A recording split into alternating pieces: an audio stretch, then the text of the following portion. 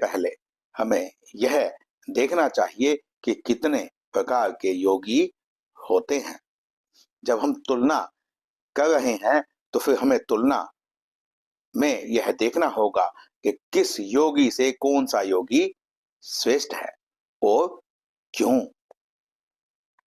क्योंकि ऐसा तो नहीं है ना कि कुछ भी कह दिया जाए उसे आंख बंद करके मान लेना ही धर्म है।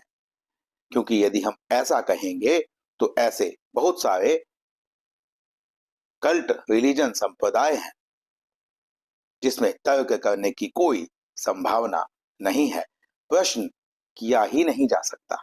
परंतु हम तो सनातन धर्म वाले हैं, तो यहाँ प्रश्न तो पूछा ही जाना चाहिए।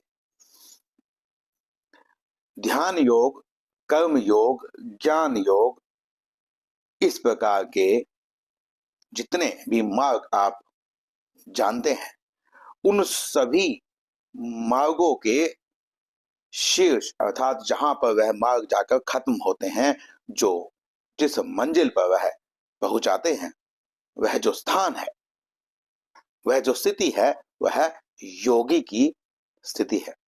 कर्म योग से सिद्ध होकर, ज्ञान योग से सिद्ध होकर योगी उसी स्थान को पाता है।